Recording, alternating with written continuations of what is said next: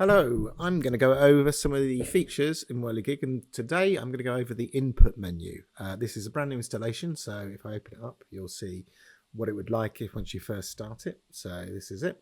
I'm going to switch to monitoring because it's easier to demonstrate stuff. All the elements work exactly the same way, but we've got a nice view like this. So the menus we're going to go over today is the input menu. So if we look up the input menu here, we have quite a few options for inputs and the way in which they work within the VR environment. Firstly, we have these 4 buttons at the bottom here, and I will go into them individually in a second. And we have these options here. So hide controllers when playing is that as soon as you hit play, the controllers will disappear, and when you pause, they will return. Auto hide controller UI. So effectively, if you have that on, the actual UI will display when you point the laser at the other controller. It will appear on the controller, and you can also disable that as well if you don't want all those elements on the controller. And you can disable the VR controllers if you want to. If you've got no VR controllers, you can also where's the mouse disable? Oh, there it is. You can also, if you've got no VR controllers and no controller, then it will default to a gaze controller, which essentially will follow you around, and you can press enter on the keyboard or the mouse, or those sorts of things, and it will adapt. It will work in the same way as a gaze control. And you can also disable the mouse support when VR is present. Now, if you right click when that's disabled, it will reappear until it disappears again. So if you don't want the mouse there, so I will leave it. And now it's disappeared. If I right click, it reappears. So it's kind of a way in which to disable it for the majority, but also have it enable when you need it enabled. So that's a little extra element there. Now, if we go through from the left to the right, so if we click on the shortcut menu, it brings up this larger menu, and we have all these options here for the shortcut menu. Now in VR, you can open the shortcut menu with one of the already pre-mapped buttons, but I'll quickly demonstrate it here. Let me see whether or not I've got it on. Well, what I'm going to do is I'm going to map it. I'm going to map it to a keyboard element. So I'm going to just quickly go in here. These are the defaults for the keyboard. I'm going to go to that, and I'm going to slide down and find the shortcut menu, which is, there we are. So I've mapped that to F. So when I hit it, you can see it appears over here. So there's different ways in which you can do that. You can have it appear on the right, on the left, or below. Now in VR, below makes a lot more sense because you can see it. In non-VR, I'm going to work on some other way in which to make this a bit easier, but at the moment you can do it to the left, and this will work in exactly the way you would expect. Whenever you click on one of these, you can click on that to clear the actual option, or you can scroll down and select your option like so. If you're not happy with what you've actually done, you can either clear them all, or you can hit default. And these are very similar on each of the different menus. So that's how the shortcut menu works. If we go to the VR controllers, now here we have VR controllers, and I might switch back over to VR for some of the demonstration here. But you select the controllers that you wish to use yourself. So if you happen to have a index, then you can switch over to index. If you've got a Quest 2 or a Quest 3, you can do the same, and they'll actually do it on any headset. So you can switch to different controllers just to see what they look like. But firstly, we have got all these buttons that were actually mapped. So these are the general mappings of the buttons. As you can see, the shortcut menu is number 10, so that's pushing in the center, and you can have save and load. And you can map in the same way as mapping the shortcut menu. You can do the same on this menu here. So we've got all these different options available to us. And then underneath we have some of the different controllers that you can have. If I click on select controller, this is where I select my base controller. So I click on that, and we've got all the different controllers from different manufacturers. And they do work slightly differently.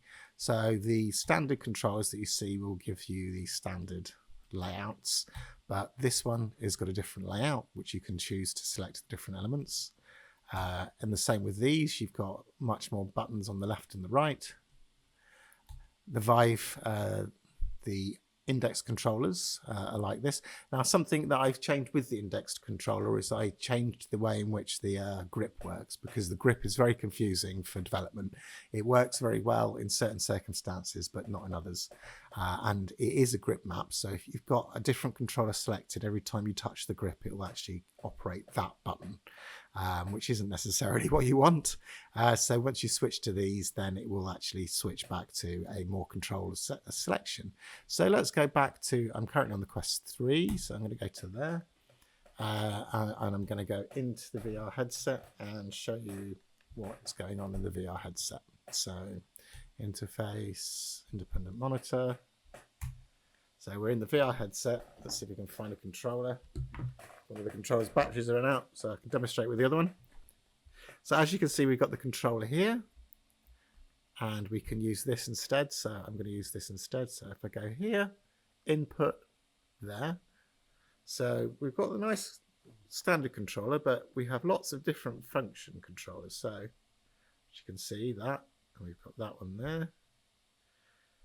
And effectively, it's just a bit of flair, really. It's just to give you something. If you're watching a steampunk film, or if you want to have some really interesting controllers, you can do. Kind of make your experience a bit more kind of personalised. I mean, we've got quite a few different ones, as you can see.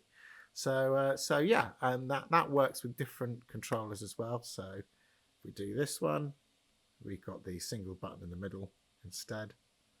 So you've still got all the options, but different layouts. And that's how the controller selection works. And that will remember it every time you restart it. It will be the same as it was before. So I'm going to switch back to non-VR.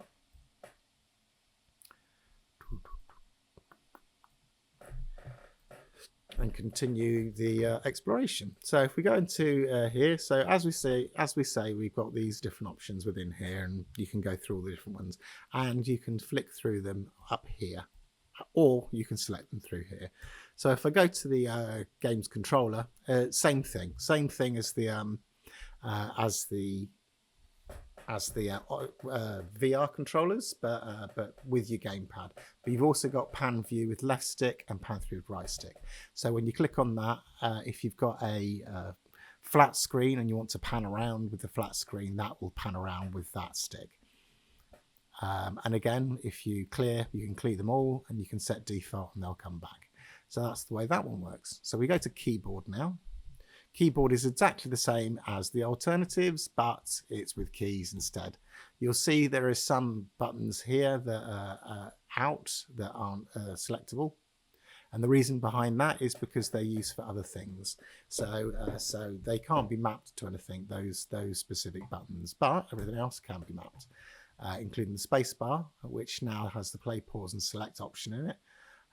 And you just have to hover over to see what each button does, and you can click on there and then select new menus and things like that.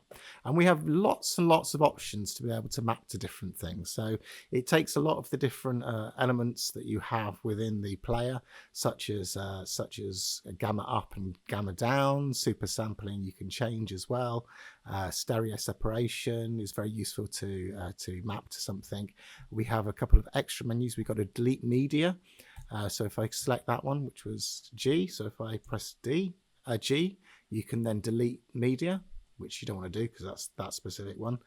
So there's a few extra options within there as well, and you can play around with them and easily add them and delete them. And I hope that's very useful. Make up your own sort of selections and everything, and let me know what you think and if you've got any ideas for extra input selections.